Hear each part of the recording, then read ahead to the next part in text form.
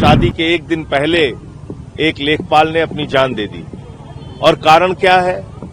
अधिकारी एसआईआर के लिए दबाव बनाते हैं। मोदी और ज्ञानेश कुमार का जो गठजोड़ है, जो पूरे देश में चुनावी प्रक्रिया को बर्बाद करना चाहता है, उसके दबाव में बनाते हैं। मैं मोदी योगी की जो उत्तर प्रदेश की सरकार चल रही है, उनसे भी पूछना चाहता हूं कि आप अपने चुनावी घोटाले के लिए लोगों की जान लेने पर क्यों उतारू हैं? मोदी जी कुंभ के मेले के बाद पैर धुलेंगे, सफाई कर्मियों का नौटंकी करेंगे, पूरे देश के फ्रंट पेज पे छपवाएंगे अखबार में। ये सीधे तौर पे हत्या है उन बीएलओज की, जिनके ऊपर दबाव इतना बनाया गया कि उन्होंने मजबूरी में अपनी जान दे दी। ज्ञानेश कुमार के खिलाफ हत्या का मुकदमा होना चाहिए, जो बीएलओ इस पूरी एसआईआर की प्रक्रिया में मारे गए हैं। पूरे प्रदेश में आम आदमी पार्टी उन बीएलओज को श्रद्धांजलि सभा के माध्यम से अपनी श्रद्धांजलि दे रही है, जिनकी जान इस एसआईआर के दबाव में गई है।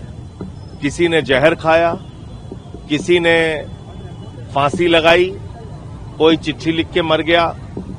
फतेहपुर की घटना तो बहुत ही दर्दनाक है, जहां शादी के एक दिन पहले एक लेखपाल ने अपनी जान दे दी। और कारण क्या है? अधिकारी एसआईआर के लिए दबाव बनाते हैं। किसके निर्देश पे बनाते हैं?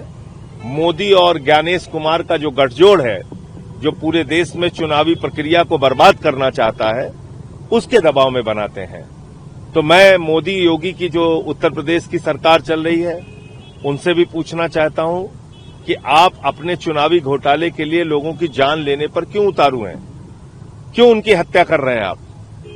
आपने 180 आंगनबाड़ी बर्खास्त कर दिया। पता है कितनी मजबूरी में वो लोग आंगनबाड़ी का काम करती हैं, 5,000 6,000 रुपए की नौकरी के लिए। आपने 30 से ज्यादा सफाई कर्मी सस्पेंड कर दिए बनारस में। मोदी जी कुंभ के मेले के बाद पैर धुलेंगे, सफाई कर्मियों का नौटंकी करेंगे, पूरे देश के फ्रंट पेज पे छपवाएंगे अखबार में। और अब आप सफाई कर्मी से कह रहे हैं बीएलओ बनो। सफाई कर्मी का काम छोड़ के आप बीएलओ बनिए, और अगर आपने काम नहीं किया तो उठा के आपको सस्पेंड कर रहे हैं। हजारों लोग उत्तर प्रदेश में सस्पेंड हो चुके हैं, नोटिस पा चुके हैं, उनके खिलाफ कार्रवाई हुई है, टर्मिनेट हो चुके हैं। तो ये सीधे तौर पे हत्या है उन बीएलओज की, जिनके ऊपर दबाव इतना बनाया गया कि उन्होंने मजबूरी में अपनी जान दे दी। तो ज्ञानेश कुमार के खिलाफ हत्या का मुकदमा होना चाहिए, जो बीएलओ इस पूरी एसआईआर की प्रक्रिया में मारे गए हैं, नंबर 1। और उनके परिवारों को, जो बीएलओज मारे गए हैं, उनको 1-1 करोड़ रुपए का मुआवजा और परिवार के लोगों को नौकरी मिलनी चाहिए, नंबर 2। और नंबर 3, ये एसआईआर का चुनावी घोटाला बंद होना चाहिए, क्योंकि अगर ये एसआईआर का चुनावी घोटाला चलता रहा तो पता नहीं अभी और कितनी जानें जाएंगी। लोकतंत्र का तो गला बिल्कुल घोटा जा रहा है, इसमें कहीं कोई संदेह नहीं है। इस चुनावी घोटाले में एक कैटेगरी है सी। मुसलमान हो, सी कैटेगरी में जाओ। यादव हो, सी कैटेगरी में जाइए। पासी हैं, सी कैटेगरी में जाइए।